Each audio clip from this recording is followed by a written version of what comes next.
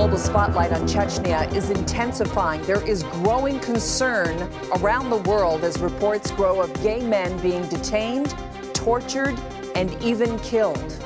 We need to honour the Canadian values of inclusivity and acceptance and being welcoming to people, and make it easier for people who have experienced persecution to claim refuge in safer countries like Canada. LGBTQ support groups gathered outside a Toronto church this weekend. They want the Canadian government to do more to help gay and bisexual people in Chechnya. At least 4 men have reportedly been killed there in a roundup. The Canadian government has responded to the reports, joining the United States and the UN in condemning the alleged persecution. Last week, Foreign Affairs Minister Chrystia Freeland described the reported abuse as reprehensible. She went on to call on Russian authorities to thoroughly investigate these reports and to immediately ensure the safety of all persons in its Federal Republic of Chechnya who may be at risk due to their sexual orientation. Human rights have no borders. Canada believes human rights are universal and indivisible, and these include the human rights of LGBTQ people. Now, the Chechen leader is denying there are any gays in Chechnya, but if there were, well, here's what the Chechen government spokesman, Alvi Kamarov, had to say. If there were such people in Chechnya, law enforcement agencies wouldn't need to have anything to do with them because their relatives would send them somewhere from which there is no returning.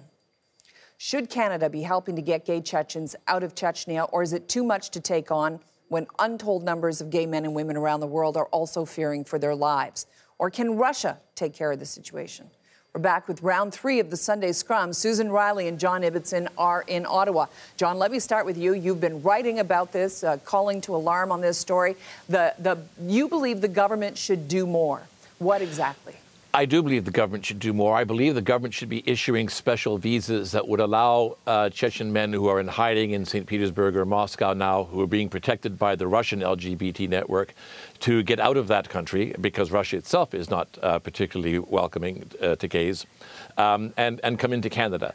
What complicates this is we had an underground railroad that spirited people who were being persecuted in Iran out of Iran into refugee camps in Turkey and then on to Canada. It was quite successful. That was under the Stephen Harper government. That was under the Stephen Harper government.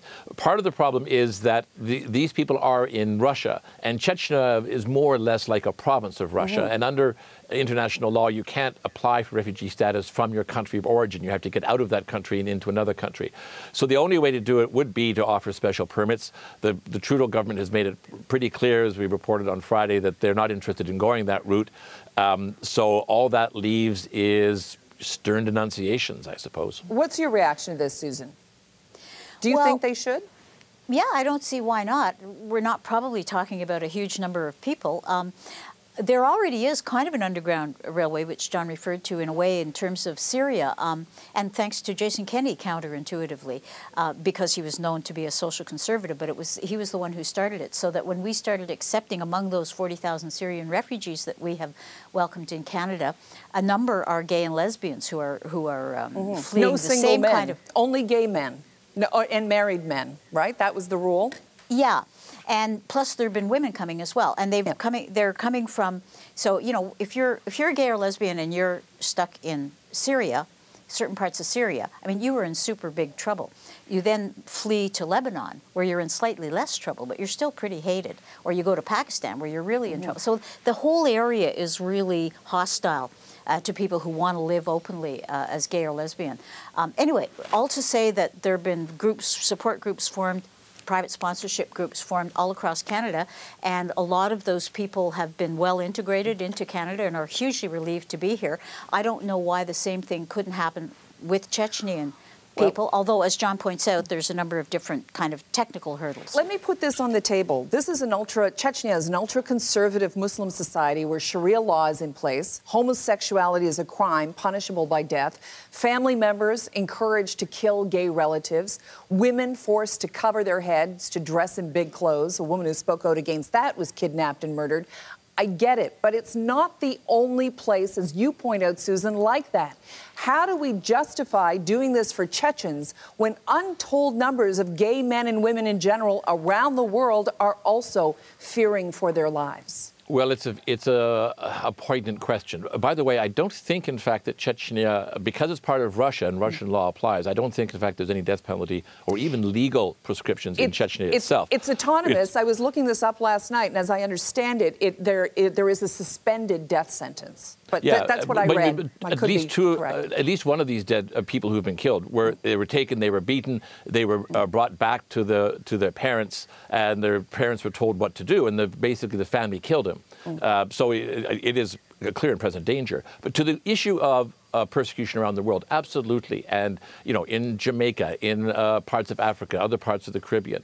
And Canada is working through the Commonwealth and through the Francophonie to try to promote with like-minded countries human rights for sexual minorities in those countries. But every now and then, you have a pogrom. Every now and then, a government decides to just start rounding them up and beating them and killing them. And when you have that kind of immediate crisis, whether it were to happen in Africa or in Russia, then you need to respond immediately to that particular crisis at the moment. And that's what we're facing right now in Chechnya. Okay. How much does politics play into these decisions, Susan? Russia sees Chechnya as its territory, its problem. Would Canada want to stir up that hornet's nest? Well, we've already stirred up that hornet's nest with our, uncompromising defense of Ukraine. I mean, we haven't been afraid on other issues of tackling Putin and disagreeing with Putin. And I think there's kind of a contrast. I mean, yes, Chrystia Freeland was very sharp in her language about this situation. I don't think, John will correct me if I'm wrong, I don't think we've heard any laments from Justin Trudeau directly on this subject.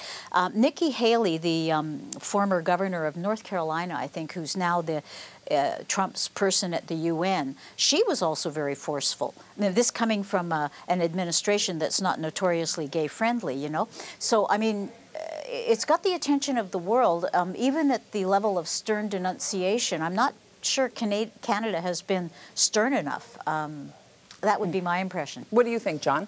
Well, yeah, I mean, part of the problem is Ukraine. The Western world, and especially Canada and the United States, have been severe in their attitude towards Russian meddling in Ukraine, as a result of which relations are already bad. Remember, we've talked about the fact that there's a Canadian battle group en route to Latvia to deter Russian aggression in the Baltics. So we don't have a lot of cards to play here.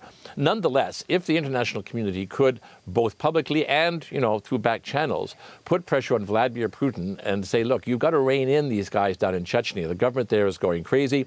It's your government, your responsibility. You've got to try to bring this under control, that might help.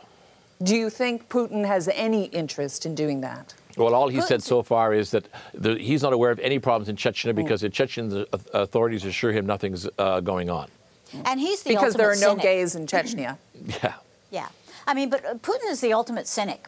He also has an extremely difficult job. It's a huge and diverse country that he's trying to run into the ground. He does have